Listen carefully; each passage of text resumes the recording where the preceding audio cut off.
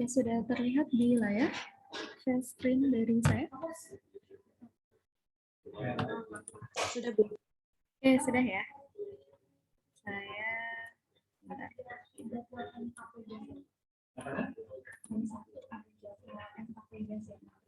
Oke, jadi teman-teman untuk kesetimbangan kimia yang bagian 2 atau part 2 ini kita akan bahas terkait prinsip-prinsip dari asas Le Chatelier gitu ya, yang mana nanti ada beberapa fungsi atau variabel yang akan kita kaji. Yang pertama adalah bagaimana pengaruh dari perubahan konsentrasi terhadap kesetimbangan. Kemudian nanti di belakang juga kita akan membahas terkait bagaimana pengaruh perubahan tekanan terhadap kesetimbangan dan bagaimana pengaruh dari perubahan suhu terhadap kesetimbangan. Gitu ya, itu kira-kira poin dari asas Le Chatelier yang akan kita pelajari atau kita latihan gitu ya, latihan atau pengerjaan atau misalnya di pagi hari ini. Oke, dari yang pertama dulu gitu terkait perubahan konsentrasi ini memang konseptual ya. Jadi teman-teman memang harus mengingat gitu, harus mengingat kemudian bisa di-apply ketika menjawab soal-soalnya. Gitu. Jadi pada prinsipnya untuk perubahan konsentrasi ini teman-teman, ketika kita menambahkan konsentrasi dari produk, maka reaksinya akan bergeser ke kiri. Sebaliknya, kalau kita mengurangi konsentrasi dari produk tersebut, maka dia pergeserannya akan ke kanan. Kebalikannya, kalau misalkan konsentrasi reaktannya yang ditambah, ya, maka dia akan bergeser ke arah kanan. Sedangkan kalau reaktannya yang dikurangi atau minus, dia akan bergesernya ke kiri. Secara sederhana, misalnya nih kita punya baja ini ya. Oke. Di sini dia punya reaktan R. R itu reaktan ya. Dan di sini dia punya P atau produk lah. Oke. Kita dalam hal ini tentunya senyawa yang terdapat di sini akan mengalami pergerakan untuk mencapai keseimbangan. Jadi misalnya ketika ada perubahan dari reaktannya, misalnya reaktannya berkurang, maka tentunya tinggi level, misal kalau di sini cairan di sini, maka tinggi level di sini akan berkurang atau akan menurun, misalnya jadi di sini. Untuk mengembalikan ke posisi awal, maka cairan-cairan di sini akan bergeser untuk mencapai kesetimbangan tersebut. Gitu ya. Artinya apa? Reaksinya bergerak ke arah reaktan atau ke arah mana? Ke arah reaktan itu ke arah kiri atau kanan? Kiri, Bu. Kiri ya. Kiri. Artinya apa? Itu approve ya. Kalau misalkan konsentrasi reaktan dikurangi, dia bergeraknya ke arah kiri. Begitupun ketika si produk yang dikurangi, maka reaksinya akan bergeser ke arah produk, gitu, karena mengisi kekosongan produk yang terlepas tersebut. Gitu. Jadi di sini ya, kalau misalkan kita punya reaksi A plus B menjadi C plus B, kalau misalkan A-nya ini bertambah, tadi kan berkurang ya, itu tadi ketika konsepnya berkurang. Sekarang misalnya A-nya bertambah, A ini adalah reaktan, betul ya, A ini reaktan. Artinya untuk menjaga kesetimbangan di sini, maka si B-nya ini yang akan berkurang. Atau reaksinya akan bergeser ke arah kanan atau kiri kalau A-nya bertambah.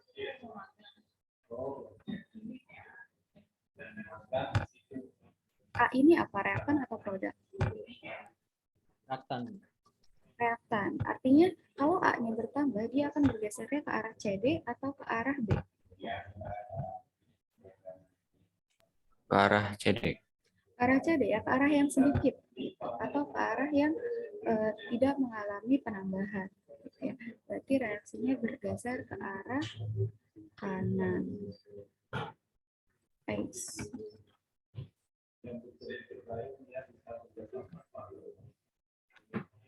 Sebaliknya, kalau misalkan di sini unsur D yang ditambah, maka reaksinya akan bergeser ke arah kiri ya, teman-teman. Jadi secara konseptual ini masih cukup sederhana ya untuk apa namanya perubahan konsentrasi ini. Gitu. Artinya tadi prinsipnya senyawa-senyawa ini akan mengalami pergerakan untuk mencapai kesetimbangan kembali, ya. Sehingga ketika salah satunya ada yang ditambah atau dikurangi, maka dia akan bergerak. Ya, kalau ditambah berarti dia bergerak ke arah yang tidak ditambah, kalau dikurangi berarti dia bergerak ke arah yang dikurangi. Seperti itu ya prinsipnya. Oke, biar lebih paham teman-teman, kita langsung apply aja konsep ini ke dalam contoh soal. Oke, jadi di sini kita memiliki persamaan reaksi. Gitu ya, ada SiO2. SiO2 ini pasir ya teman-teman. Kemudian ditambah dengan HF menjadi SiF4 dan 2H2O. Kita diminta untuk memperkirakan efeknya pada SiF4. Jadi yang harus kita fokuskan untuk kajiannya ini adalah SiF4 atau SiF4. SiF4 ini sebagai apa? Produk atau reaktan?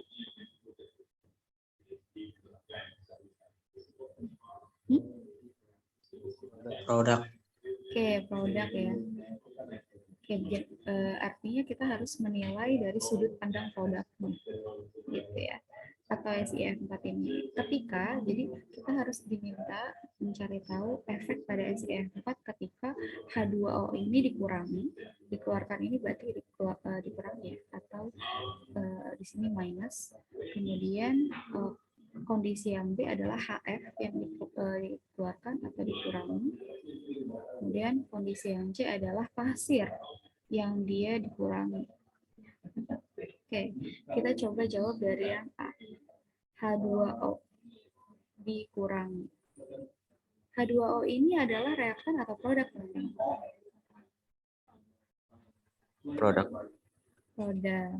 Oke, ketika produk dikurangi, maka efeknya pada SiF4 yang merupakan produk juga, dia akan semakin bertambah atau semakin mengurangi juga. Kira-kira. Berkurang, Bu. Berkurang juga ya, karena apa? Kok kenapa kayak gitu? Emang reaksinya bergeser ke arah mana sih? Kanan. Reaksi bergeser. Sebentar. Jadi yang pertama-tama, ketika ada kasus contoh soal kayak gini ya teman-teman, kalian harus menentukan dulu reaksinya bergesernya ke arah mana. Gitu. Ketika H2O dikurangi, artinya reaksinya bergeser ke arah kiri atau kanan? Ke arah kanan ya.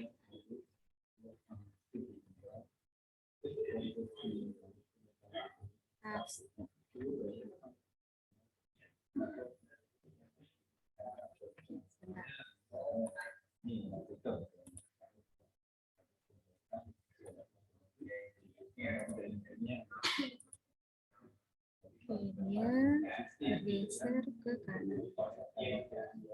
Nah, sekarang kita identify si H2O ini dia ada di kiri atau di kanan, teman-teman.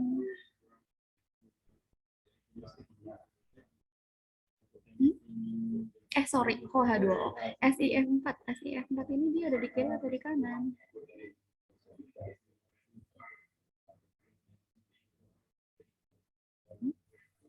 Kanan, Bu. Ada di kanan, artinya SiF4-nya akan lebih kecil atau akan lebih besar? Kecil kayak, Bu. Besar, Bu. Ini reaksinya bergeser ke kanan loh. Artinya apa sih kalau reaksinya bergeser ke kanan? Berarti ada penambahan, Bu. Gimana? Kecil banget tadi suaranya. Berarti jadi lebih besar ya, Bu? Iya, betul Raffi. Karena dia bergeser ke arah kanan, artinya penambahannya itu ke sebelah kanan. Nah, SiF4 ini ada di kanan gitu ya. Atau laju pembentukan produknya ini gimana ya? Laju pembentukannya itu adalah ke sebelah kanan. Jadi yang bertambah itu di sebelah kanan. Artinya ketika reaksi bergeser ke kanan itu, yang bertambah adalah senyawa-senyawa yang sebelah kanan. Gitu ya. Berarti SiO4-nya ini akan lebih besar atau akan bertambah. Ya, gitu teman-teman. Oke, kayaknya masih pada bingung ya. Coba kita cek ke contoh kasus yang B. Oke, yang B ini HF-nya yang dikeluarkan, teman-teman.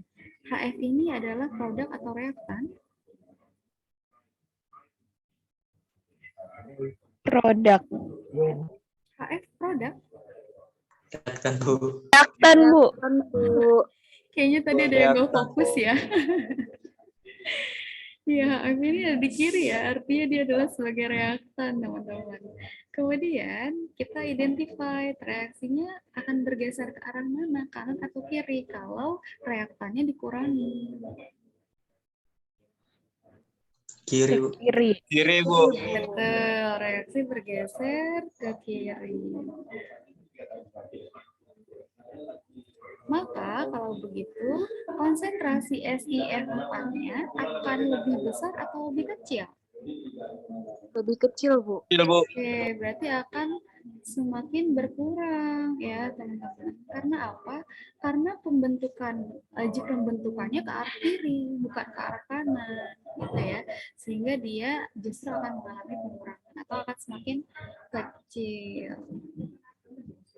Itu ya teman-teman. Nah, yang C, ini yang C ini agak menjebak ini. Ketika pasir dikeluarkan atau SiO2-nya minus, reaksinya bergeser kemana?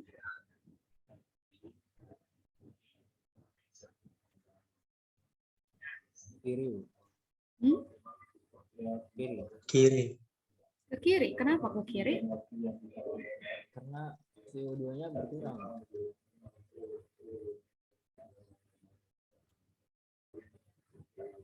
Karena? Kenapa Joy? Kok nggak ada lanjutin Joy? Karena kan SiO2 itu kan reaktan. Nah, kalau reaktan Karena kan berkurang, Bu. Oke, karena reaktannya berkurang ya Raffi ya. Coba teman-teman flashback lagi ya, tutorial pertama berkaitan dengan kesetimbangan. Fase apa saja sih yang mempengaruhi nilai kesetimbangan ini teman-teman? Yang Raffi kemarin bilang tuh loh, Raf.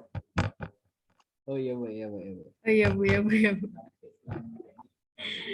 Artinya apa? Karena dia dalam fase solid di sini sehingga tidak terjadi SHG ini sehingga ya tidak terjadi pergeseran kesetimbangan gitu ya teman-teman. Jadi kalian harus harus memperhatikan fasenya ya. Tentu tetap harus memperhatikan fase. Ini saya berikan notes ya.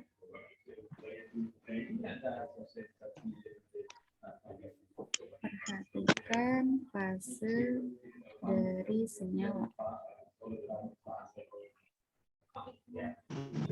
Oke, kurang lebih seperti itu untuk contoh kasus perubahan konsentrasi terhadap pergeseran kesetimbangan, teman-teman. Ada yang mau ditanyakan nggak? Ada yang masih bingung nggak? Silahkan disampaikan aja kalau masih bingung.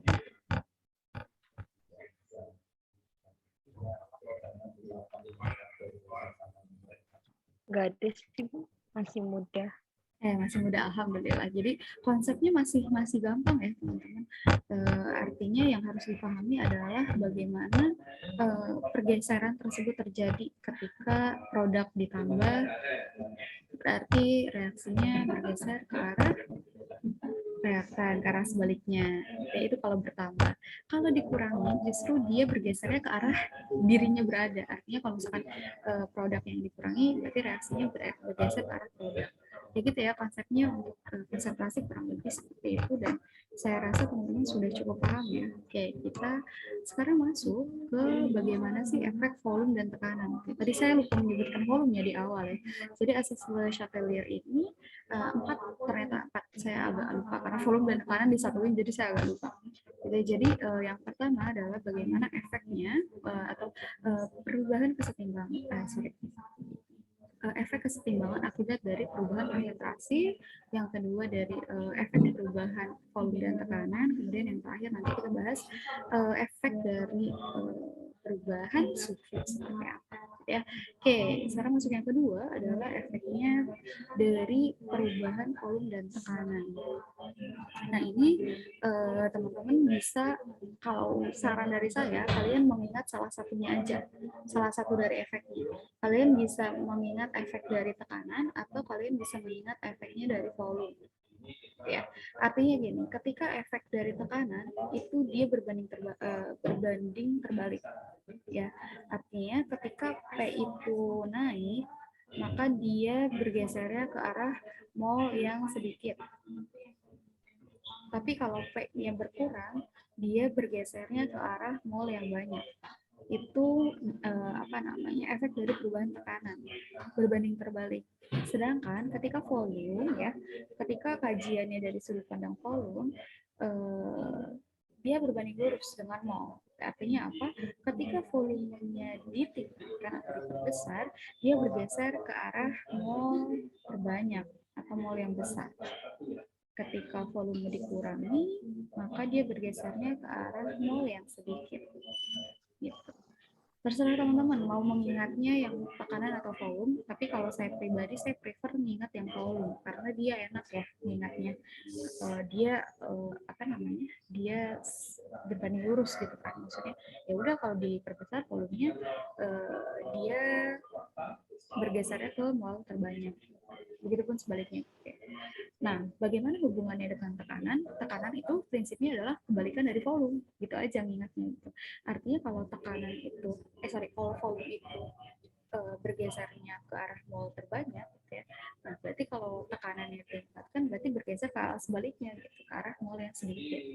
Gitu teman-teman. Kalau saya prinsipnya gitu mengingatnya volume dengan mol itu berbanding lurus, tapi dengan tekanan itu dia berbanding terbalik.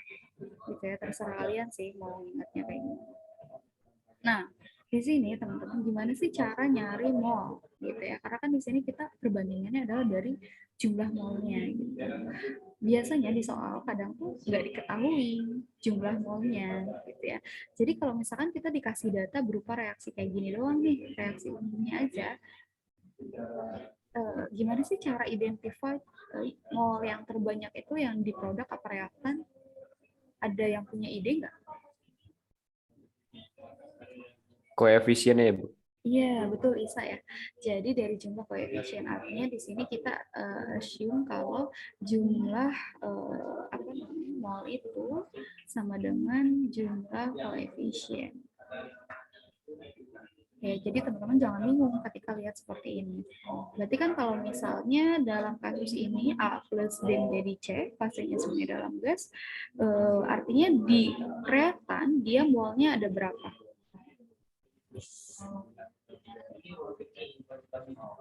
Di reaktan.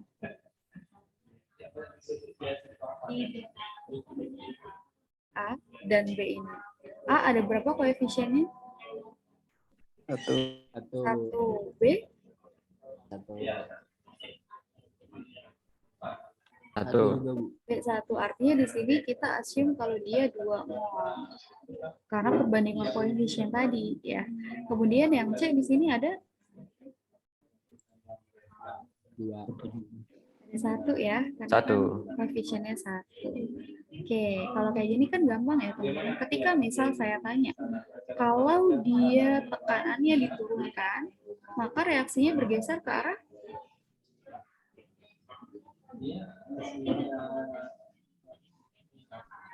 Reaktan. ke arah reaktan karena dia molnya lebih banyak ya, atau dia bergesernya ke arah kiri. Kalau volumenya diturunkan,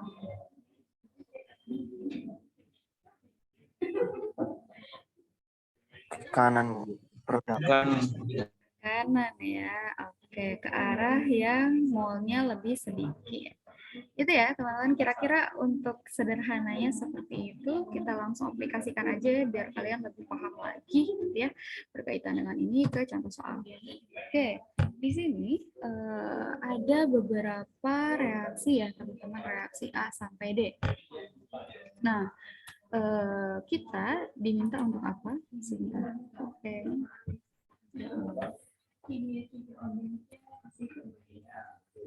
Oke. Di sini kita diminta untuk mengurangi teman-teman. Jadi apa yang request-nya adalah agar hasil produknya dikurangi. Gitu ya. Jadi upaya apa saja yang harus kita lakukan terhadap tekanan ini gitu ya. Jadi yang kita variasikan adalah tekanan. Tekanannya akan dinaikkan atau diturunkan untuk mencapai hasil produk yang berkurang gitu ya. Oke, kita lihat sekarang dari reaksi yang A.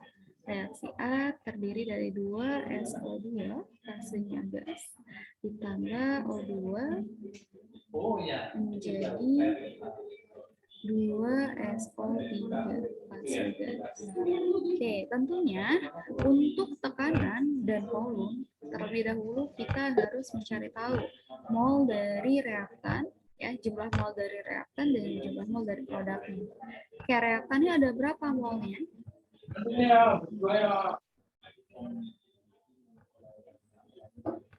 Jumlah mol di reaktan ada berapa? 3, Bu. Oke, 3 ya di sini. Karena koefisiennya 3 ya. Oke, kalau di produk Ada 2. Nah, kesimpulannya teman-teman di sini artinya mol di reaktan lebih banyak daripada mol di produk. Sehingga tekanannya harus diturunkan atau dinaikkan agar hasil dari reaktannya berkurang. Hasil dari produknya berkurang. Berarti reaksinya harus bergeser ke kiri atau ke kanan?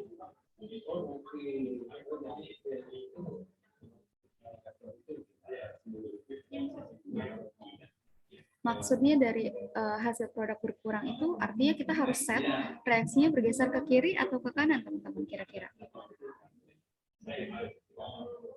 Ke kiri. Kiri ya, betul ya. Karena kalau ke kiri kan berarti yang bertambah nanti reaktan ya. Berarti agar hasil produk berkurang atau minus, maka reaksi harus bergeser ke kiri. Artinya tekanannya harus dinaikkan atau diturunkan untuk kasus yang ini.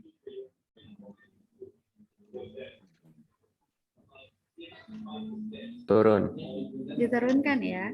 Karena apa? Karena pada prinsipnya tekanan ini ketika dinaikkan dia akan bergeser ke arah yang molnya sedikit gitu. Berarti kan kalau dinaikkan justru nanti gesernya ke kanan atau ke produk gitu ya. Sehingga produknya akan semakin bertambah. Itu tidak sesuai dengan apa yang di request di soal gitu ya. Di soal kita pengennya malah justru produknya ini berkurang sehingga tekanannya harus diturunkan agar reaksinya bergeser ke arah mol yang besar gitu ya, atau ke arah reaktan. Gitu ya, paham ya untuk soal A. Nah, untuk soal B, mol reaktannya ada berapa?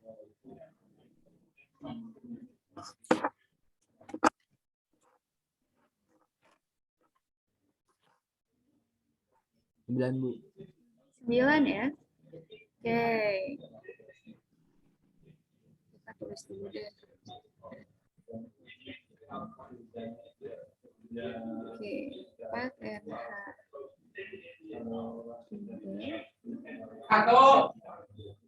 Gimana Arsa? 4NO plus 6H2. Oke, berarti kan ini molnya adalah 9 ya. Yang ini molnya berapa yang di reaktan? Yang di produk? 10. 10 ya. Oke, artinya dia tekanannya harus dinaikkan atau diturunkan agar reaksinya ke kiri bergesernya.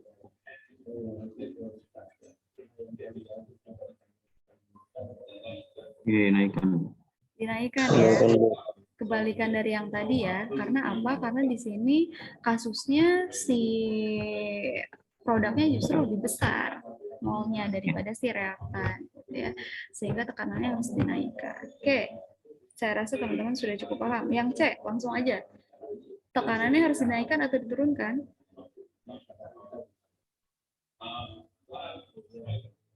Dinaikkan lagi. Turun, Bu. Naik. Turun, Bu. Naik Bu. Naik, Bu, naik. Kan mirip yang B. Oke, dinaikkan ya. Karena apa? Karena kita lihat konsentrasi atau sorry, mol dari produknya dia lebih besar. Kayak yang B, betul ya. Mol produk lebih besar daripada mol reaktan. Ya, sehingga kalau setnya mau ke arah kiri, pergeserannya tekanannya harus dinaikkan. Kalau yang D, dinaikin atau diturunin kira-kira? Sama ya, Bu. Sama. Ayo. Gak usah diapa-apain. Apa, Raf? Sama ya, Bu, itunya, Bu. Koefisiennya sama. Terus gimana kalau sama? Terus gimana artinya? Ini harus gesernya kemana, Bu? Saya nanya. Nanya balik. Saya nanya balik. Gak usah diapa-apain ya, Bu? Iya, nggak bisa diapa-apain. Artinya apa? Tidak terjadi pergeseran kesetimbangan. Ya, teman-teman. Karena jumlahnya sudah sama antara kiri dan kanan. Dia sudah dalam keadaan setimbang gitu. Ya. Walaupun volumenya dia nggak ada diatur untuk naik turun ya, Bu. Gimana? Volumenya berarti kalau emang tidak terjadi kesetimbangan, nggak usah dinaik turunkan lagi, Bu. Ya, baik volume maupun tekanan, yang mana kita di sini orientasinya kan tentunya dari segi mol ya, jumlah mol, yang mana jumlah mol ini representatif dari jumlah koefisien. Artinya ketika itu sama, dia sudah tidak ada lagi terjadi pergeseran kesetimbangan. Gitu ya, teman-teman. Oke. Kecuali kalau case-nya di sini nanti hubungannya sama konsentrasi. Misal salah satunya ada yang diusik, kayak ada yang dikurangin atau ditambah. Nah, itu pasti akan terjadi lagi pergeseran. Tapi kalau kondisinya seperti ini, dia tidak terjadi pergeseran kesetimbangan karena sudah dalam keadaan setimbangnya, gitu ya, teman-teman. Oke, itu adalah untuk case-case terkait pengaruh dari tekanan dan volume ya, tapi di sini kita tekanan doang. Kalau volume artinya ya kebalikan dari tekanan tadi ya, maksudnya teman-teman lebih mudah sih dalam mengingatnya gitu, karena dia arah ya, perbandingannya berbanding lurus dengan jumlah mol tadi. Oke. Nah, sekarang yang terakhir adalah bagaimana perbandingan terkait kok perbandingan sih, efek dari perubahan suhu ya teman-teman. Nah, ini agak banyak yang harus kalian coba hafalkan ya terkait perubahan suhu ini, karena yang pertama teman-teman harus lihat efek dari kenaikan suhu ini terhadap nilai KC-nya ya, terhadap nilai KC dari reaksi gitu.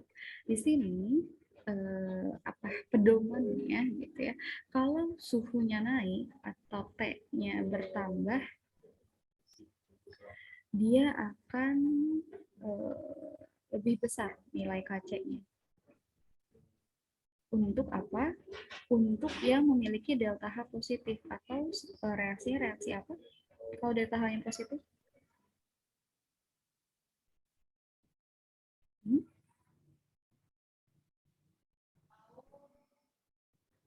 Halo, cek. Endo bukan, Bu? Endoterm. Iya, endoterm ya, teman-teman. Ya, atau endoterm itu reaksi yang apa? Menyerap atau melepas panas? Menyerap, Bu. Menyerap ya, betul, Raffi. Oke, sebaliknya ketika suhu itu dinaikkan, maka Kc-nya ini akan berkurang untuk reaksi-reaksi eksotermi. Gitu. Jadi ada perbedaan ya gitu untuk reaksi ekso dan endo. Gitu. Apa akibat yang dihasilkan terkait kenaikan suhu. Begitupun penurunan yang sama.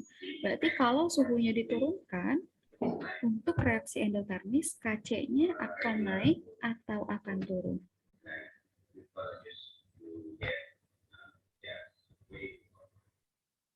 Hmm?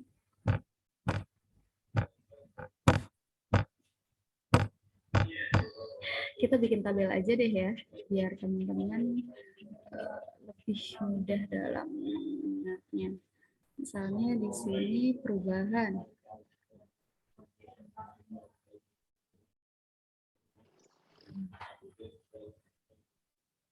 Di sini ada reaksi endo.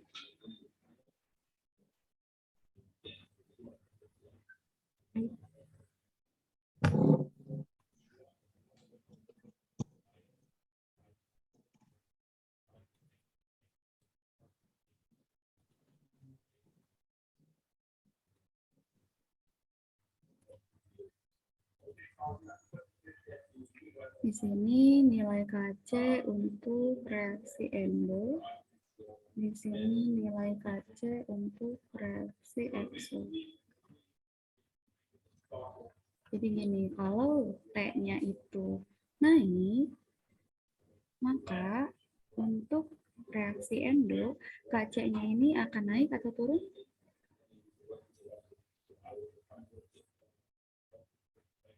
Untuk endotermis? Naik. Naik. Sebaliknya untuk eksotermis Kc-nya justru menurun ya. Nah, kalau tuh suhunya diturunkan, Kc-nya ini akan naik atau turun untuk endotermis? Turun. Jadi dia sebanding ya atau berbanding lurus. Sedangkan untuk eksotermis dia justru akan meningkat gitu ya ketika suhunya ini mengalami penurunan. Gitu ya secara konseptual kaitannya perubahan temperatur atau suhu dengan nilai Kc ya pada reaksi endotermis dan eksotermis. Nah, kalau kita lihat dari contoh soal ya, di sini ada O2 plus H2 dalam fase gas menjadi H2O fasenya gas 3. Dia reaksinya delta-nya ini positif. Walaupun tidak diketahui nilainya, tanda positif ini menunjukkan kalau reaksinya ini adalah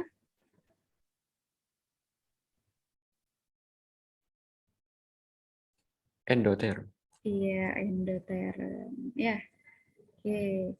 Artinya, misalnya ketika saya set suhunya itu naik, mengalami kenaikan, maka dia nilai Kc-nya akan semakin besar atau semakin kecil untuk reaksi ini.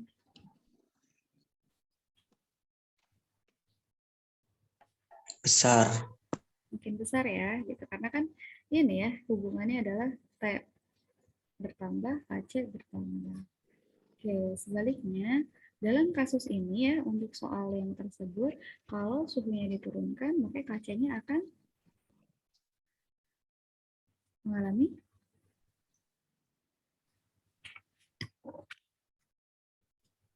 Penurunan. penurunan. Oke, seperti itu ya kurang lebih untuk terhadap Kc. Kemudian ada lagi pengaruhnya terhadap pergerakan atau pergeseran reaksinya ya teman-teman. Jadi ketika nih si suhunya itu dinaikkan, maka dia akan bergerak ke arah reaksi yang endotermis. Di sinilah ya saya tulisnya. Ini nggak usah lah ya. Ini nggak bisa hilang. Oke. Jadi catatan untuk pergerakan reaksi.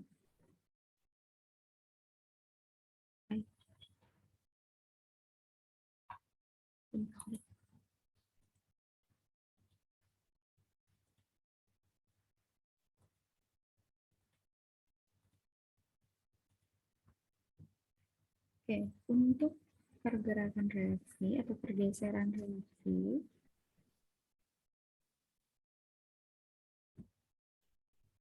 ketika suhunya itu dinaikkan, ya catatannya, dia akan bergerak ke arah endoterm atau ke arah reaksi yang akan menyerap panas. Ya, karena suhunya bertambah, sehingga dia butuh untuk bergerak ke arah reaksi yang dapat menyerapnya. Gitu. Ketika suhunya itu diturunkan, maka dia bergesernya ke arah yang eksotermis atau yang akan melepaskan panasnya. Gitu teman-teman. Nah, kalau tadi dari KC kan, untuk reaksi ini kan KC-nya berarti ketika suhunya bertambah, KC-nya akan semakin besar ya. Gitu. Terus reaksinya bergeser ke arah mana? Ke arah produk atau ke arah reaktan? Kira-kira, kalau kasusnya seperti ini.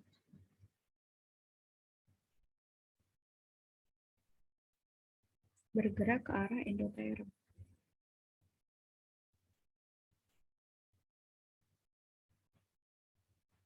Ini reaksinya endoterm atau eksoterm, teman-teman?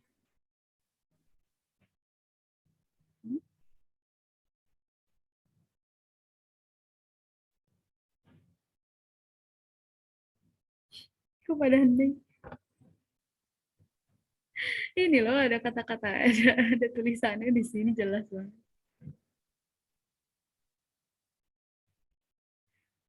Endoterm, Bu. Iya betul ya. Ini kan reaksi endoterm. Artinya ketika suhunya itu dinaikkan, dia bergesernya ke arah produk. Gitu karena dia endo. Misalnya panah-panah yang ke kanan ini dia reaksinya endo. Gitu. Ini kan reaksi bolak-balik ya. Sedangkan panah yang ke kiri dia reaksinya apa? Ekso atau endo?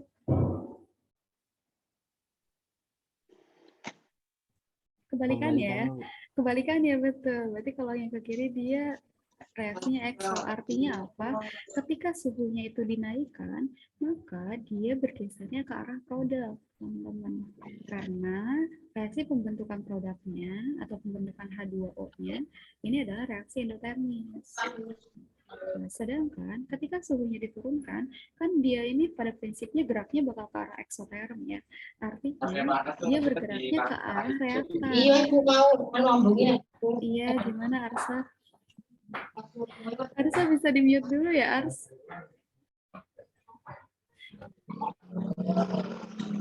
Aduh, oke, Arsa lagi... Bentar ya. Saya mau Arsa dulu.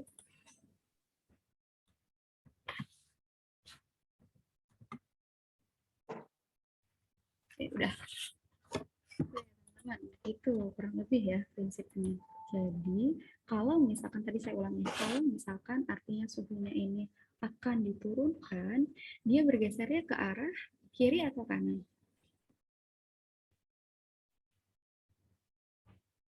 Ke arah eksoterm itu di sini kiri atau kanan? Kiri, Bu. Kiri, Bu. Karena kiri ya, karena reaksi eksotermisnya adalah reaksi penguraian H2O ini gitu. Sehingga si reaktannya ini yang akan mengalami penambahan. Itu kurang lebih ya, teman-teman. Jadi ada dua efeknya. Yang pertama dari nilai Kc ya. Kemudian kita juga bisa melihat dari efeknya pada pergeserannya ya, pergeseran reaksinya gitu ke arah endo atau ke arah ekso. Itu bagian yang pertama dari suhu yang bisa kita amati. Oke, kemudian wah, banyak juga ya. Kemudian ini sebenarnya kayak yang tadi sih mengenai K ini ya, K ini kan yang tadi. Kemudian ada lagi efeknya pada tekanan parsial, teman-teman. Gitu. Jadi untuk tekanan parsial pada reaksi eksotermis ya, ketika suhunya itu dinaikkan, maka P parsial produk dia akan menurun. Atau kita bisa sebut di sini PP ya, tekanan parsial. Sebut saja PP simbolnya, dia akan menurun. Kalau tekanan parsial reaktannya atau PR, dia akan mengalami kenaikan. Jadi artinya apa, teman-teman? Untuk reaksi eksotermis, reaktan yang sejalan sama kenaikan atau sama perubahan suhunya, dia yang berbanding lurus. Kalau suhunya dinaikkan, tekanan parsial reaktannya yang naik. Beda sama endotermis. Kalau endotermis, tekanan parsial produknya yang dia berbanding lurus hubungannya. Sedangkan tekanan parsial reaktannya berbanding terbalik. Kalian ingat salah satu aja, dan kalau saran dari saya, ingatnya yang berbanding lurus aja, biar gampang. Oke, jadi ketika suhu dinaikkan, maka yang berbanding lurus apa? Tekanan parsial reaktan yang akan naik untuk reaksi eksotermis, dan tekanan parsial dari produk yang akan naik untuk reaksi endotermis. Gitu. Kemudian sebaliknya ya, kalau misalkan teman-teman udah hafal satu prinsip itu, maka yang lain di otak atik itu akan gampang gitu. Jadi untuk penurunan suhu pun teman-teman jadi bisa lebih mudah mencernanya gitu ya. Berarti kan untuk ketika suhunya diturunkan, ini kan berbanding terbalik kan, tekanan parsial produk artinya dia akan justru semakin meningkat gitu. Sedangkan tekanan parsial reaktannya karena dia berbanding lurus, dia juga ikut turun. Sedangkan untuk reaksi endotermis, parsial produknya nih yang berbanding lurus, artinya dia ikut turun.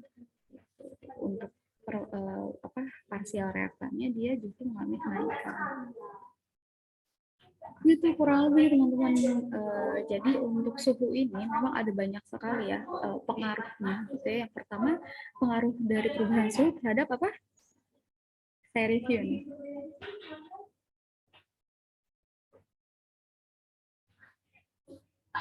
Tadi yang di slide, KC, oke, KC Isa. Terus setelah KC apa lagi? Tekanan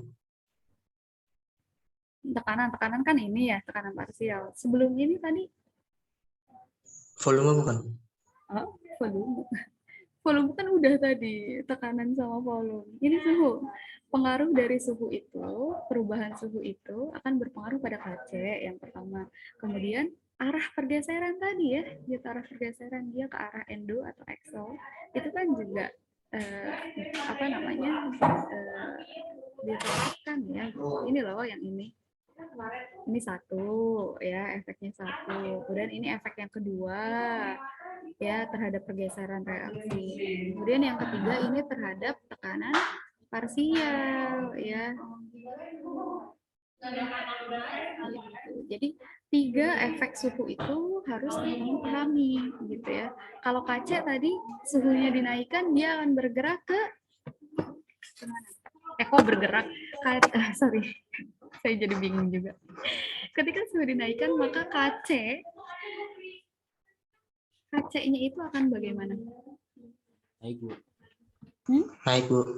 Akan naik. KC yang endo naik. Iya, KC yang endo. Tepat ya, detail bilangnya. Karena untuk suhu ini kita klasifikasikan untuk reaksi exo dan endo itu berbeda atau berbanding terbalik nanti hubungannya. Gitu ya. Jadi kalian fokus aja nginget salah satu menurut saya. Gitu ya. Misalnya kalian ingetnya endo. Kalau endo suhunya naik, K-nya naik karena dia berbanding lurus. Simple. Berarti kalau gitu hubungannya dengan exo ya berarti turun karena dia berbanding terbalik sama endo. Gitu. Nah, berarti kalau suhunya turun, KC untuk endo seperti apa hubungannya? Turun. Turun. Iya, karena berbanding lurus. Sedangkan untuk exo dia KC-nya mengalami kenaikan. Kayak gitu ya, teman-teman. Jadi kiranya seperti itu untuk hubungan dengan nilai K. Gitu. Kemudian untuk pergeseran reaksi tadi ya, ini kenapa jadi ya? Oke, iya. Oke, untuk pergeseran reaksi, ingat aja kalau dia suhunya naik, maka dia bergerak ke arah yang menyerap panas atau membutuhkan panas, gitu ya. Kalau suhunya diturunkan, dia bergerak ke arah yang melepas panas atau exothermic reaction. Itu prinsipnya. Kemudian untuk yang tekanan parsial ini, teman-teman silakan ingat salah satu aja, gitu ya. Berarti untuk suhunya yang dinaikkan, saran saya ingatnya yang sebanding aja, yang berbanding lurus gitu. Berarti untuk eksotermis parsial reaktannya yang naik. Untuk endo parsial produknya yang naik. Gitu ya. Jadi prinsip ini yang memang ada banyak ya, maksudnya kayaknya agak jelimet banget ya gitu ngingetnya gitu ya. Tapi saran saya sebenarnya ketika teman-teman paham satu, maka yang lainnya teman-teman bisa mengkorelasikan aja. Kurang lebih seperti itu ya teman-teman. Oke, langsung saja untuk biar lebih paham lagi gitu gimana sih apply dari konsep itu ke soal. Jadi yang pertama nih kita punya reaksi A, B, dan C seperti yang terlihat di layar. Kemudian di sini kita melihat dari kondisinya adalah penurunan T. Di atas suhunya mengalami pengurangan. Nah, di sini kita diminta untuk melihat pengaruhnya pada tekanan parsial dari senyawa yang digarisbawahi.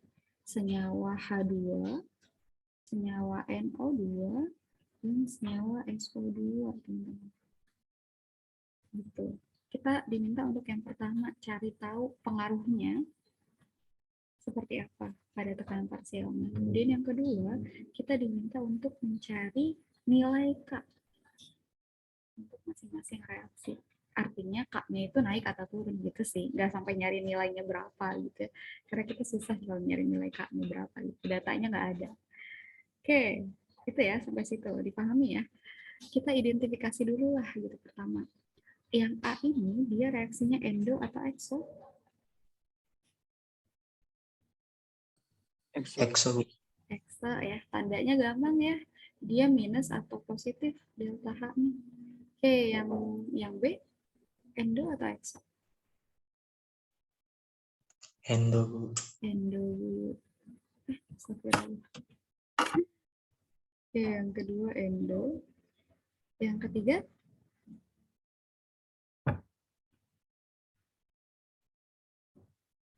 apa? Sama kayak nomor 1 ya Bu. Yang A Bu, exo.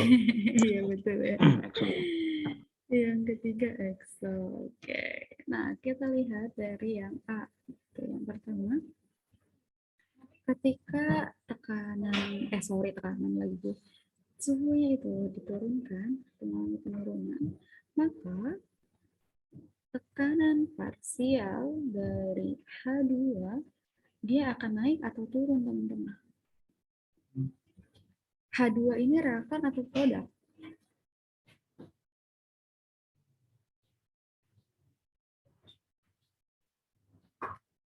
Reaktan. Reaktan, oke. Gimana hubungan antara suhu dengan tekanan parsial dari reaktan untuk reaksi eksotermis? Berbanding lurus atau terbalik? Terbalik Bu. Berbanding terbalik? Benar? Coba Lurus. kita. Iya Bu. Karena turunnya kan naik. Kalau misalnya turun. Karena apa tadi, Joy? Putus-putus. Enggak mau lupa. Salah. Kita di Isa sama Raffi udah inget ya gitu. Kita flashback lagi nih coba di slide yang sebelumnya. Jadi teman-teman, untuk reaksi eksotermis, tekanan itu akan berbanding lurus dengan tekanan parsial dari reaktan. Gitu ya. Jadi ekso ini yang berbanding lurus ya. Ini saya tulis aja di sini ya biar kalian nggak lupa. Yang berbanding lurus adalah tekanan parsial dari reaktan. Ya, PR ini adalah parsial dari reaktan ya, teman-teman. Oke, kalau untuk reaksi endotermis, dia berbanding lurusnya justru sama produk. Ya, gampang sebenarnya ingatnya ya.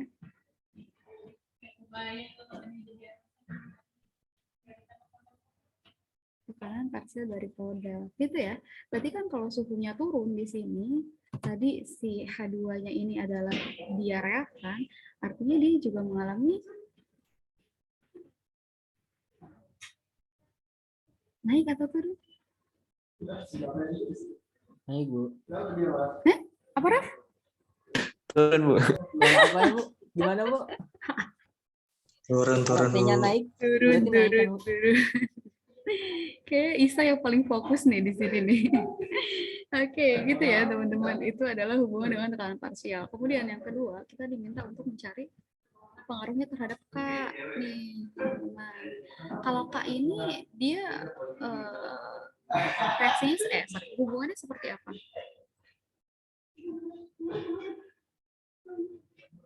Kalau suhu turun, Terbalik Bu.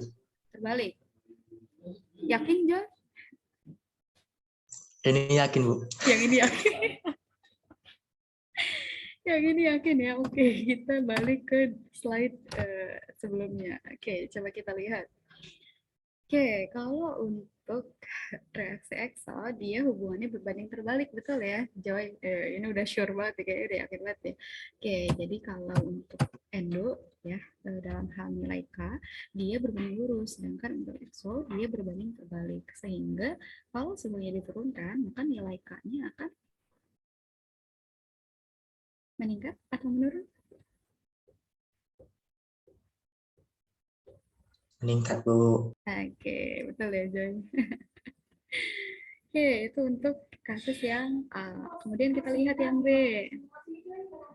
Ini reaksinya endotermis ya. Jadi teman-teman harus apa namanya? Klasifikasikan dulu di awal dia ekso atau endo biar teman-teman nggak salah gitu dalam mengingat konsepnya ya. Nah, yang B, ketika suhunya diturunkan, maka bagaimana pengaruhnya terhadap tekanan parsial dari NO2? Kita lihat NO2 ini dia sebagai produk atau sebagai reaktan.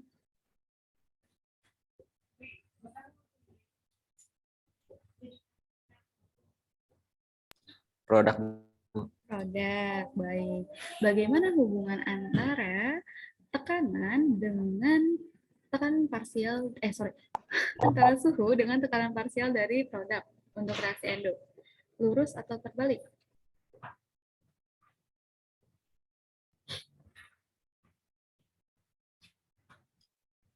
Lurus. Betul, berbanding lurus ya. Ini kan, baru tadi kan kita coret-coret. Jadi kalau buat reaksi EXO, dia berbanding lurusnya sama tekanan parsial reaktan. Tapi kalau untuk endo, dia berbanding lurusnya sama tekanan parsial dari produk. Ya, berarti kan di sini yang dicari hubungan dengan tekanan parsial dari NO2 yang merupakan produk. Sehingga kalau suhunya turun, maka tekanan parsial NO2-nya akan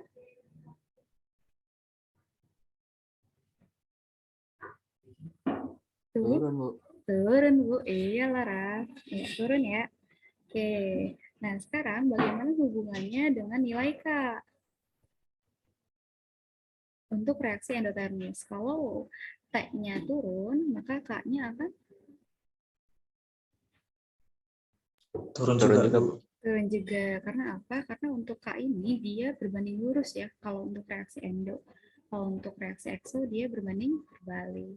Oke, udah mulai paham ya, udah mulai ingat, udah mulai tahu gimana ritmenya dalam menghafal konsep yang banyak itu ya. So, ini emang ada banyak soalnya pengaruhnya.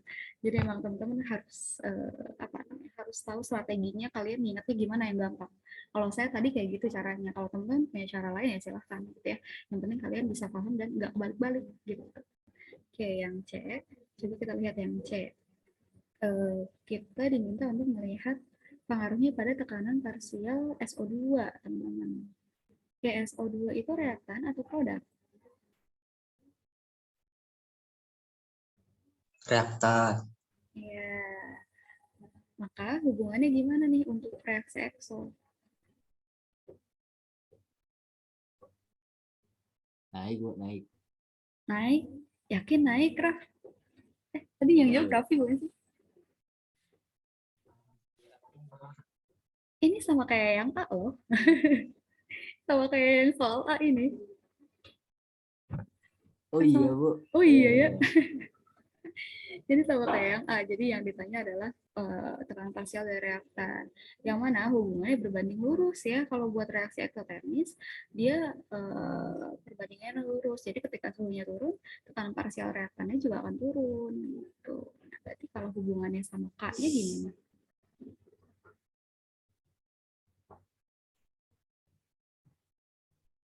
K-nya?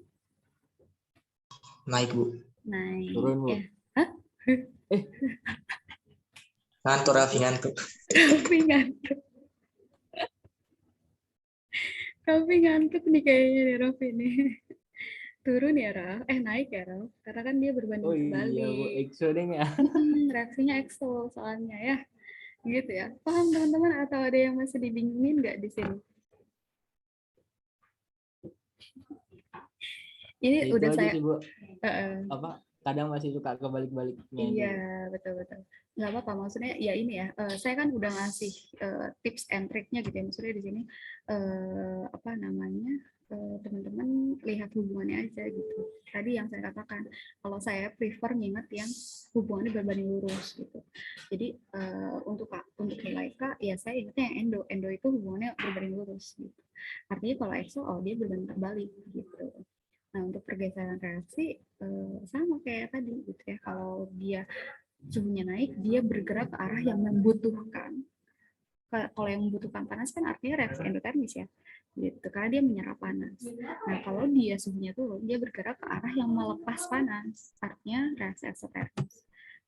Terus yang ini udah saya kasih notes di atas ya gitu, yang berbanding lurus untuk untuk reaksi eksotermis adalah PR-nya atau parsial reaktannya gitu, sedangkan untuk endo yang berbanding lurus justru parsial produk. Itu nanti teman-teman baca lagi aja ya setelah selesai dari tutorial ini untuk lebih mengingat-ingatnya. Oke, satu soal lagi terakhir ya penutup gitu. Ini kayaknya satu soal terakhir. Oh enggak, ini masih dua. Oke, sampai jam 11.30 lah bisa ini kayaknya kekejar. Oke, soal yang ini kita lihat ya. Jadi kita diminta untuk mencari tahu suhunya harus ditingkatkan atau diturunkan untuk menghasilkan lebih banyak produk. Jadi requirement-nya adalah produknya harus lebih banyak. Gitu. Artinya pergeseran reaksinya ke arah mana nih? Reaksi bergerak ke arah mana? Kiri atau kanan?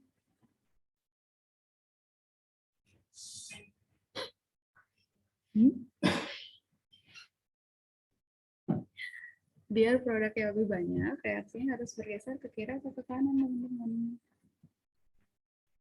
Ke kanan, Bu. Oke, betul ya, ke arah kanan. Itu poin yang harus kita tetapkan. Kemudian, apa efek perubahan terhadap nilai K untuk setiap reaksi. Jadi ada dua pertanyaannya. Yang pertama, dia suhunya dulu, dia harus dinaikin atau diturunin. Kemudian gimana sih pengaruhnya terhadap nilai K? Gitu. Oke, kita coba lihat dari soal yang A dulu. Soal yang A ini, dia ada grafik ditambah H2 menjadi CH4. Oke, kita identifikasi dia reaksinya exo atau endo. EXO. Exo, betul ya. Oke, kemudian yang B, dia endo atau exo?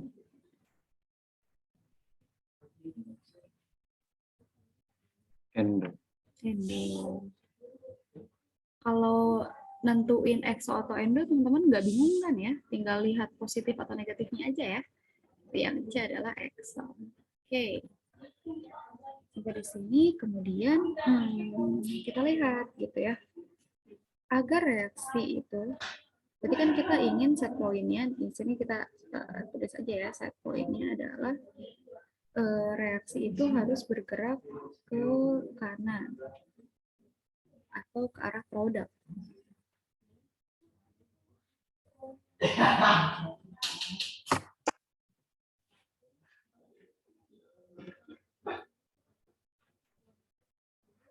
Maka untuk yang A,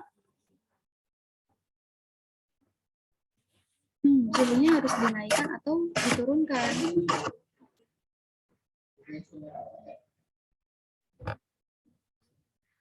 Tadi ya, kalau suhunya dinaikkan, dia akan bergerak ke arah endo atau exo, teman-teman. Ke arah yang butuh panas atau ke arah yang lepas panas. Kalau suhunya dinaikkan.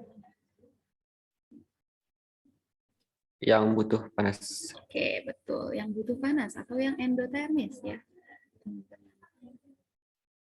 Itu yang menyerap panas sih sebenarnya. Cuma kan berarti artinya dia butuh panas ya. Oke, kemudian sebaliknya berarti kan kalau T-nya itu turun, kan dia bergeraknya ke arah exo. Ya, atau yang melepas panas. Oke, coba kita lihat. A ini adalah reaksinya eksotermis. Betul ya, reaksi eksotermis. Artinya, reaksinya ini bergerak ke arah kiri atau kanan ketika suhunya dinaikkan.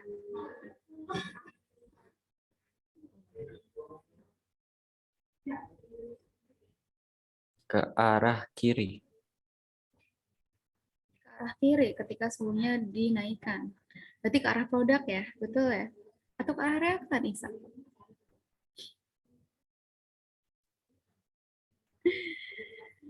Ini Enggak, Bu, ke kiri. maknanya kalau seperti ini dia EXO untuk reaksi pembentukan CH4. Artinya untuk apa namanya? Untuk reaksi ke kanannya atau pergeseran ke kanannya dia EXO.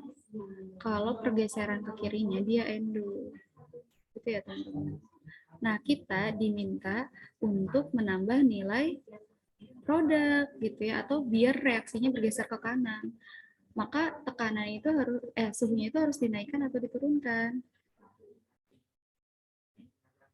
Harus bergerak ke arah exo.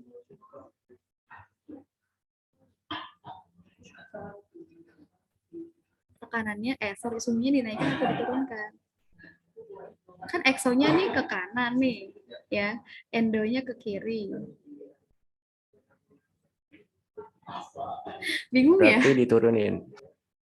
Diturunin ya teman-teman, karena apa? Di sini dia bergerak ke kanan itu sudah exo gitu, dan di sini kata-katanya kan exo, berarti yang exo suhunya harus diapain, diturunin gitu ya, artinya suhunya harus diturunkan biar dia bergerak ke arah exo.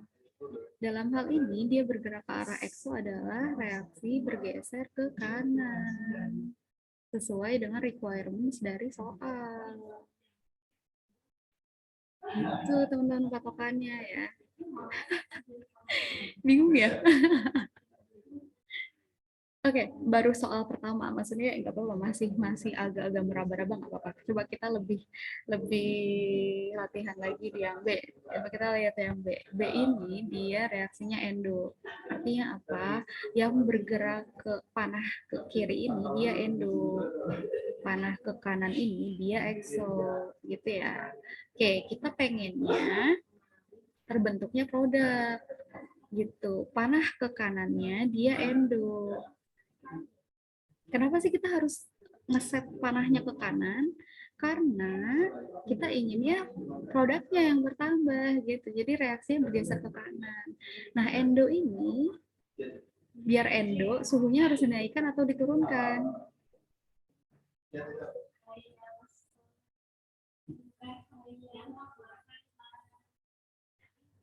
Naik ya, Bu? Naik, betul Joy. Wah, Joy udah paham nih Joy nih, mantap. Ya, suhunya dinaikkan. Karena apa, orientasi kita adalah ke arah endo. Kenapa harus endo? Karena reaksi ke kanannya, karena reaksi ke kanannya atau ke arah produknya itu yang endo. Gitu teman-teman ya. Oke, di sini berarti endo. Gitu, agar sama reaksinya bergerak ke arah kanan atau ke arah produk. Gitu. Soalnya kalau EXO dia panahnya ke arah kiri atau pergeserannya ke kiri gitu. Yang bertambah banyak nanti reaktannya bukan produknya gitu. Kalau EXO ya, gitu. Kalau suhunya turun. Gitu. Oke, sekarang kita lihat yang C. Oke, yang C gimana yang C? Dia EXO. Berarti suhunya dinaikkan atau diturunkan? Diturunkan. Diturunkan. Ini kayak yang A ya, teman-teman. Oke, itu gampang ya. Cuma kadang agak belibet aja sih teman-teman. Mungkin agak apa ya? memahaminya agak butuh waktu, nggak apa-apa, maksudnya teman-teman coba dibaca lagi ya, setelah selesai tutor ini dipahami lagi gitu ya, dalam memutuskan atau menentukan endo dan exo-nya. Kemudian kalau sebenarnya kalau misalkan kita udah tahu kita mau yang exo atau endo, kita gampang gitu untuk menetapkan langkah suhunya mau diturunkan atau dinaikkan. Karena prinsipnya kan gini ya, kalau suhunya dia dinaikkan, dia akan bergeser ke yang endo, kalau suhunya diturunkan, maka dia bergeser ke yang exo. Gitu. Ya, jadi langkah identifikasinya yang pertama nih teman-teman ya, identify.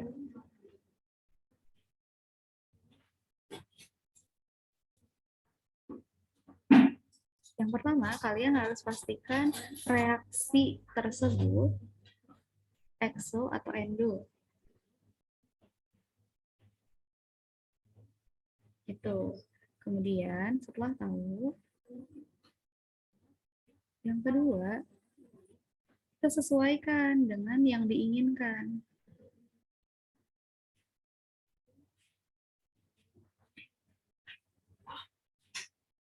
Kalau di soal ini kan dia yang diinginkan adalah produk. Ya, teman-teman. Artinya apa? Reaksinya ini sama seperti nilai delta H. Gitu, karena yang diinginkan itu produknya. Tapi kalau yang diinginkan itu reaktan, artinya teman-teman harus set poinnya di sini ya. Kebalikan dari delta H yang diketahui. Gitu. Misalnya nih, kalau di sini di soal ya, dia inginnya lebih banyak reaktan. Maka untuk yang A, dia inginnya reaksinya agar berjalan secara endo. Karena reaksi ke kirinya itu berlangsung secara endotermis. Gitu. Artinya suhunya harus dinaikkan atau diturunkan.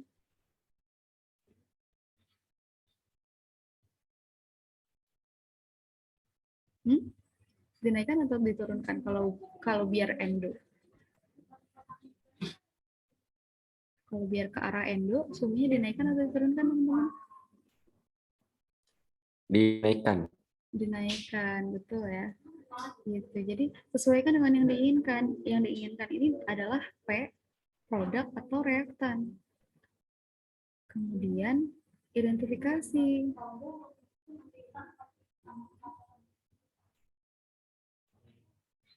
Reaksinya secara endo atau exo. Reaksi ke arah yang diinginkan tersebut, gitu loh. Yang ketiga, setelah tahu itu, bisa teman-teman langsung tetapkan langkah. T-nya naik atau turun. Kira-kira seperti itu teman-teman langkahnya ya. Gitu. Jadi ada 3 langkah yang harus teman-teman lakukan untuk mengidentifikasi langkah yang harus kalian ambil untuk menaikkan atau menurunkan suhunya. Jadi yang pertama kalian identifikasi dulu reaksinya delta H-nya ini exo atau endo. Kemudian sesuaikan dengan yang diinginkan. Kalau yang diinginkan produk, artinya ya cari tahu reaksi ke kanannya itu dia exo atau endo. Kalau yang diinginkan itu reaktan, artinya dicari tahu reaksi yang ke kirinya itu endo atau exo. Kemudian disesuaikan. Kalau mau dapatnya endo, suhunya harus naik atau turun. Kurang lebih seperti itu ya teman-teman. Cara dalam memutuskan teman-teman harus menaikkan atau menurunkan suhu. Kemudian soal yang kedua, ini berkaitan dengan KC. Ya, KC-nya ketika di sini ya.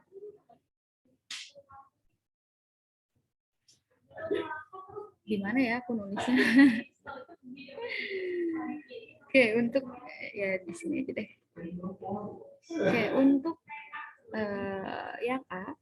Yang A ini reaksinya exo ya. P-nya itu diturunkan. Maka nilai K-nya akan naik atau turun.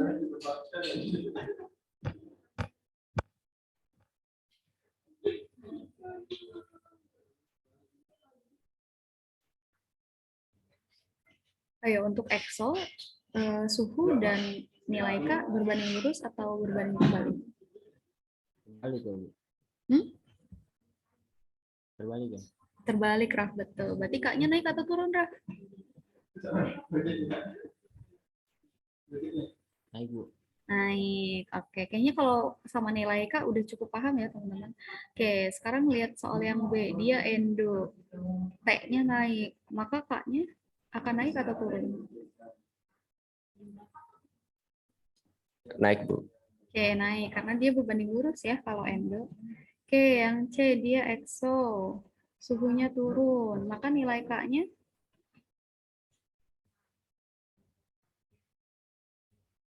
Naik, Naik. Bu. naik. Betul, oke. Kurang lebih sulit. Oke, kalau untuk hubungan perubahan T dan K, kalian sudah paham di luar kepala ya. Nah ini yang untuk berkaitan dengan arah pergerakan reaksi nih. Masih ada yang bingung atau belum paham di bagian mananya, silakan ditanyakan sekarang. Daripada bingung pas ujian, mendingan bingung sekarang. Sok ditanyain. Bu, Gimana, Ra? Bu? Kan ini kan kalau diminta kan produk ya, Bu. Ya? Raf, suara kamu di saya tuh nggak terlalu besar gitu, Raf. Jadi kurang jelas gitu. Lagi sakit ya, Raf? Halo, Bu. Ya, halo, Halo, Bu. Raf. Kan ini, Bu, ya kan kalau ini kan yang diinginkan produk ya, Bu. Mm-mm. Berarti kalau misalnya reaktan kan ini kayak nomor 1, Bu. Kan Iya. ini exo. Mm-mm. Berarti kalau yang diinginkan reaktan dia dibalik jadi endo gitu, Bu. Iya, betul. Ah, Gitu. Jadi teman-teman harus perhatikan arah panah kanan dan arah panah kirinya. Baik. Poin ya, sebentar.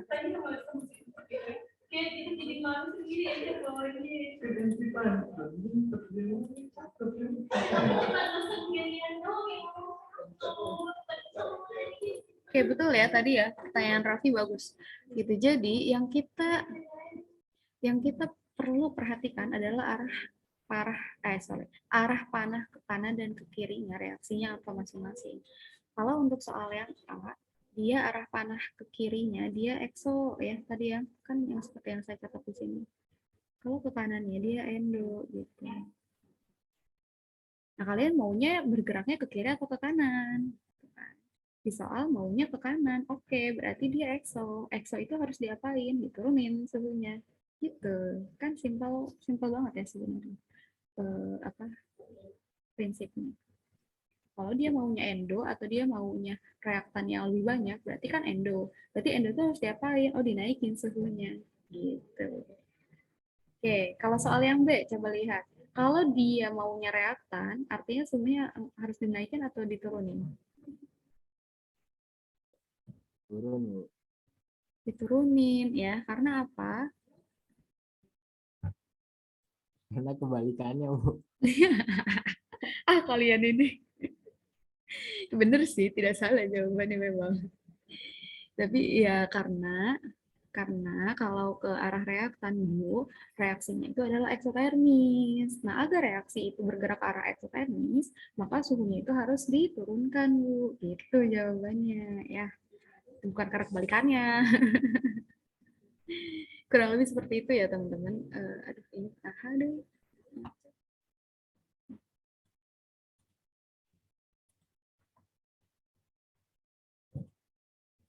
Oke. Silakan dipahami lagi aja ya teman-teman. Nanti setelah ini mungkin dipelajari lagi, dibaca-baca lagi. Kalau misalkan teman-teman masih kebingungan, silakan tanya pada yang sudah mengerti gitu. Jadi jangan sampai teman-teman yang sudah paham tuh diem aja gitu. Artinya tidak ingin membantu teman-teman yang lain yang belum bisa memahami dengan baik gitu ya. Jadi saling transfer ilmu aja gitu ya di kelas ini, apalagi udah mau ujian gitu ya. Jadi silakan kekompakannya ditunjukkan lah. Kompakannya bukan dalam arti ngasih contekan ya teman-teman saat ujian gitu, tapi saat belajar bareng, saat diskusi mungkin di kelompok-kelompok kecil gitu ya, kalian latihan soal bareng-bareng dan lain-lain gitu ya. Oke, kita lanjutkan ke soal yang terakhir ya. Ini wah, sisa 4 menit lagi. Oke, untuk soal ini kita punya NO plus BR2 menjadi NOBR ya. yang pertama soal A, kita terdapat perubahan mol ya. Jadi ditambahkan 0,5 mol gas argon. Apa yang akan terjadi dengan sistem kesetimbangan tersebut? Gitu. Oke, coba untuk yang A. Kira-kira efeknya seperti apa? Ditambahkan argon. Argon itu yang mana? Coba identifikasi dulu. Yang produk ya, Bu? Hah? Argon itu yang Yang mana? produk. Yang produk. Coba. Lah. Argon itu AR. Yang Bu. NOBR. Salah sih ya, sebenarnya di sini salah. AR nggak sih, Bu? Argon. Iya, salah. Oke, kita sesuaikan aja ya. Di sini bukan argon ya. BR itu harusnya apa sih, teman-teman? Apa, bro, apa? Bromida, Bu. Apa? Bromium. Bromin ya. Langsung bromin. BR itu.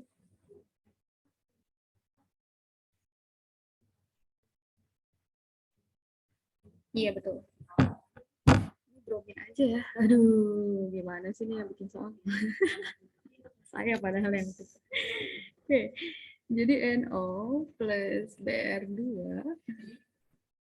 menjadi NOBR. Oke. Nah, untuk soal yang A, kita ditambahkan BR ya. Ini 0,5 mol. Artinya, dia akan mengalami pergeseran kesetimbangan ke arah mana, teman-teman?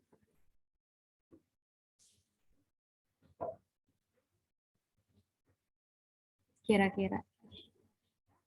Ke kanan, Bu. Karena Karena reaktannya ditambah.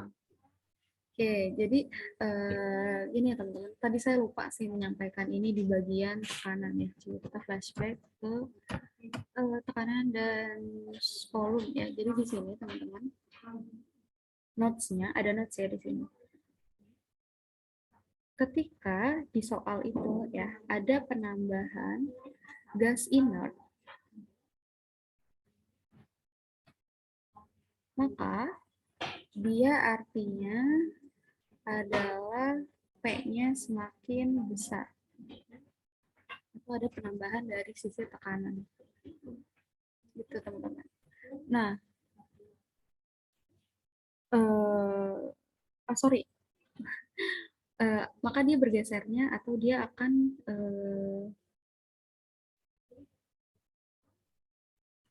gas inert itu apa aja, teman-teman? Ada yang tahu nggak gas inert? Gas mulia bukan, Bu? Apa? Gas mulia gitu bukan, Bu? Iya, apa aja tuh kira-kira? Bu. AE.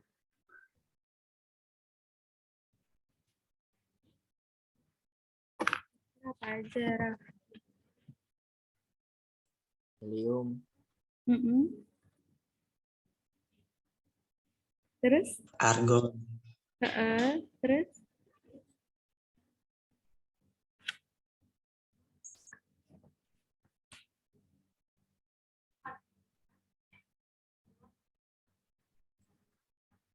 Bromin masuk nggak gas inert? Enggak, Bu. Enggak, Bu. Enggak, oke. Jadi sebenarnya saya paham sih, ini yang maksud yang buat soal ini sebenarnya adalah untuk sebagai aplikatif dari tadi ya, bahwa apa namanya, ketika ditambahkan gas inert maka tekanan itu akan diperbesar kayak gitu. Nah, di sini sebenarnya betul argon ya yang dipakai, tapi mungkin nanti reaksinya ini yang perlu disesuaikan ya, maksudnya ini reaksinya gitu, persamaan reaksinya gitu ya. Ya anggap saja argon itu apa sih di sini? Simbolnya apa argon? AR, Bu. Ya, gas argon AR2 gitu lah ya. Gitu. Jadi di sini tuh sebenarnya si pembuat soal ini gitu ya. Karena bukan saya juga yang buat ya. Jadi kita mencoba memahami lah ya. Gitu. Si pembuat soal ini ingin memberikan contoh atau case di mana ditambahkan gas inert gitu di sana. Artinya ini maka tekanannya diperbesar gitu ya, sehingga kalau tekanan itu diperbesar maka reaksi ini akan bergeser ke arah mana? Hubungannya tekanan dengan jumlah mol gimana?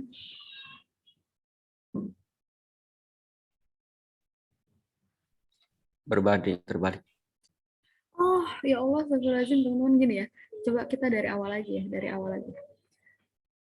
Ini astagfirullahaladzim, saya udah nyalah-nyalahin orang aja yang bikin soal ya. Jadi gini maksudnya teman-teman. Ini betul, ini sebenarnya betul, reaksinya seperti ini. Reaksinya betul, ditambah bromin.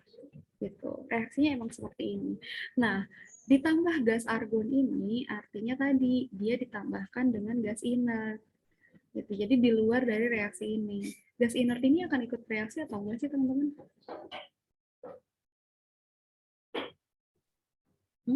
Ikut ya, Bu? Ikut. Sure?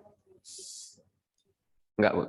Nah, enggak ya. Jadi teman-teman, makanya dia nggak ada di dalam reaksi gitu. Nah, tadi apa namanya? Data atau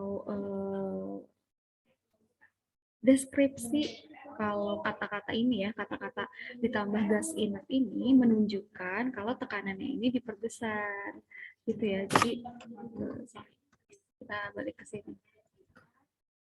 Ini teman-teman harus perhatikan berarti ya. Jadi kalau misalkan di dalam contoh soal nih ada tiba-tiba notes ditambahkan salah satu gas inert di dalamnya, maka dengan kata lain ya atau secara tidak langsung soal itu mengatakan bahwa tekanannya itu diperbesar, gitu ya. Jadi pemahamannya seperti itu. Jadi ini soalnya nggak salah. Jadi sekali lagi ini soalnya nggak salah ya. Jadi saya juga agak lamain dalam memahaminya jadinya. Gitu ya teman-teman, itu maksud dari soalnya gitu. Artinya jadi keterangan ini itu ya keterangannya adalah untuk menunjukkan bahwa dia mengalami apa namanya kenaikan dari tekanan gitu. Oke, sekarang kita lihat ya untuk soal A tekanan itu dinaikkan, maka dia akan bergeser ke arah molnya sedikit atau molnya banyak. Dikit ya, Bu? Banyak. Dikit. Kok ada yang dikit ada yang banyak? Sedikit. Ya, Oke, dikit aja, tekanan Bu. itu hubungannya berbanding terbalik atau berbanding lurus teman-teman? Balik, Bu. Terbalik ya, volume ya yang berbanding lurus. Artinya apa? Ketika tekanan itu dinaikkan, maka dia bergeser ke arah mol yang sedikit, gitu ya. Sini mol yang sedikit. Nah, kita lihat di soal ya. Kita lihat di soal. Ini belum setara ya, teman-teman. Reaksinya udah setara belum? Belum kan? Nanya sendiri, jawab sendiri. Gimana biar setara? Gimana diapain? 2NO sama 2NOBr. Oke, 2NO sama 2NOBr. Udah ya, udah setara ya. Oke, nah artinya di sini untuk reaktannya dia berapa jumlah mol reaktannya?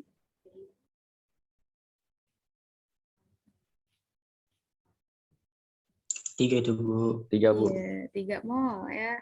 Oke, untuk produknya 2. 2 mol. Berarti kan kalau kayak gini teman-teman udah bisa identifikasi ya kalau reaksinya ini dia bergerak ke arah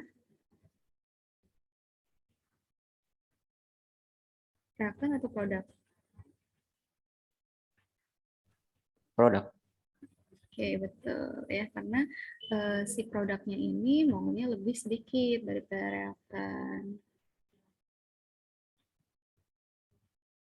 Oke, gitu ya teman-teman. Sorry ini saya juga malah jadi rooming tadi memahami maksud dari soalnya.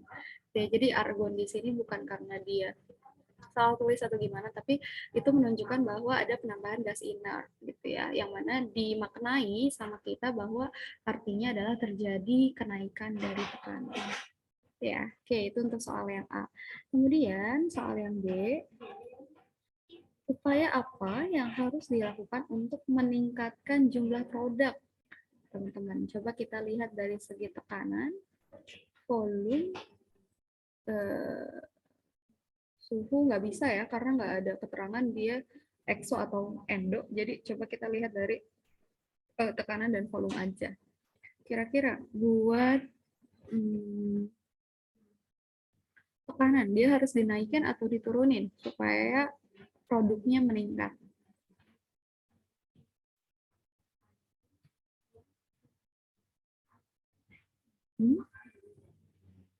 Dinaikkan. Dinaikkan ya, kayak soal yang A ya, itu udah ada bocoran itu di soal yang A. Berarti kalau tekanan dinaikkan, V berbanding terbalik ya. Kalau V berarti V-nya adalah diturunkan. Oke. Nah sih kok panahnya gila-gila.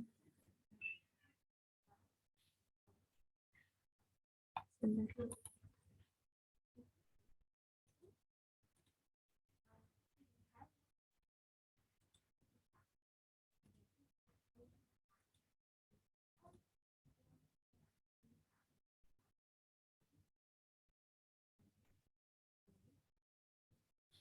Ya wes lah.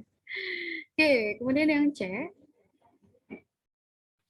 Yang C itu soalnya jika reaksinya berlangsung eksoterm, misalnya di sini delta H-nya berarti dia negatif ya.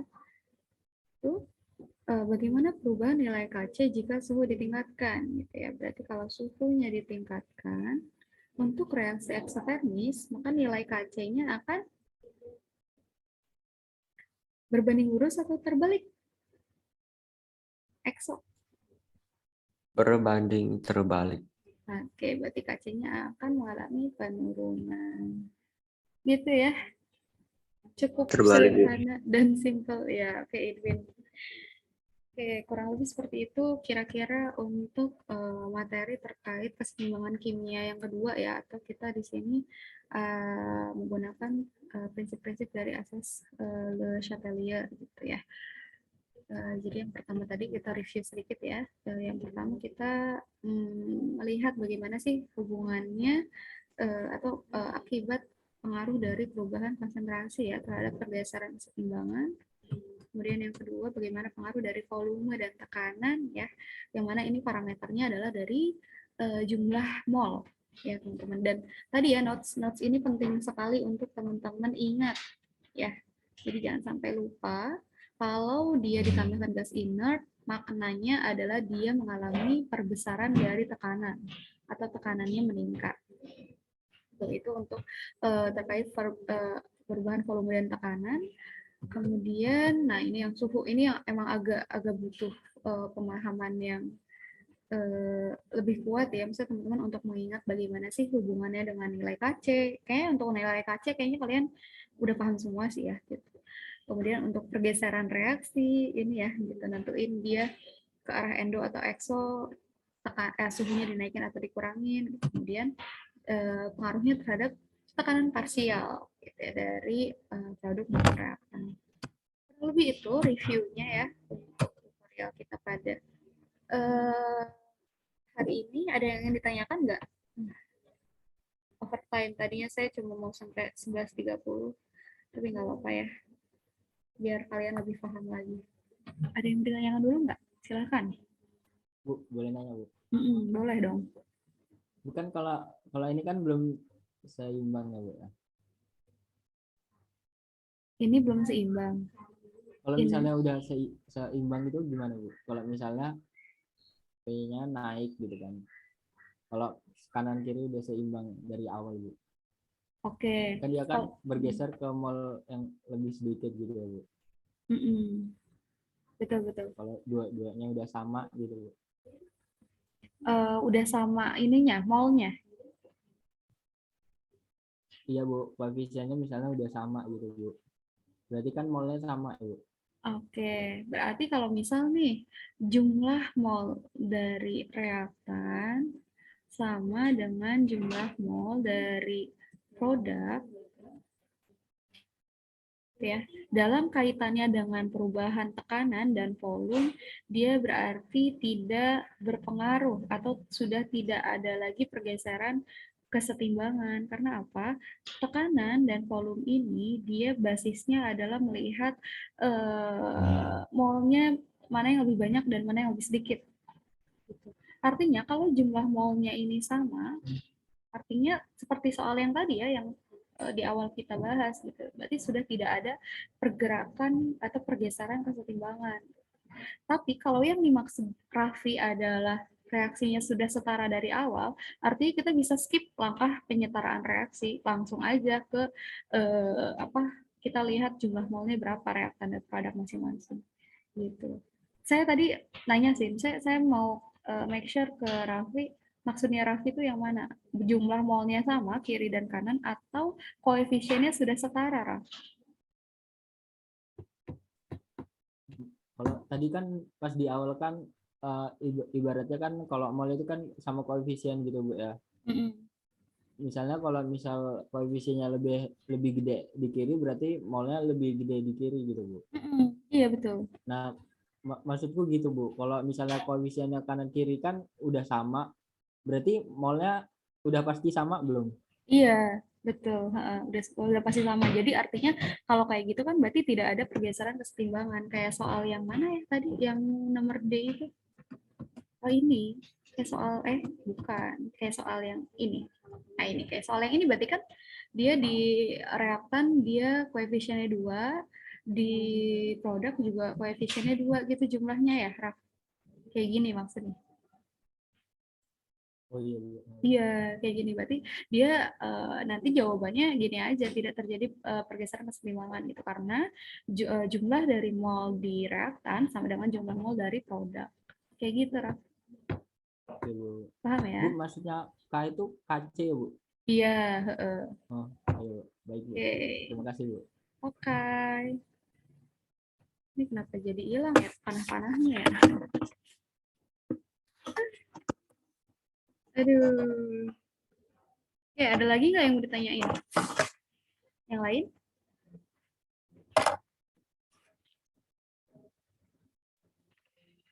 Ada lagi kira-kira yang mau ditanyakan atau yang masih belum jelas? Silakan, ini pertemuan terakhir kita sebelum kalian UTS loh.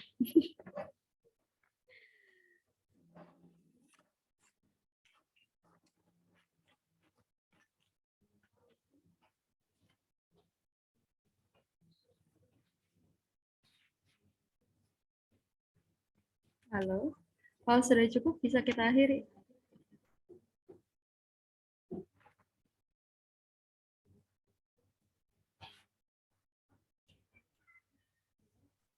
Cukup kayaknya Bu. Oke, itu kita akhiri ya teman-teman tutorial untuk pagi hingga menjelang siang hari ini ya.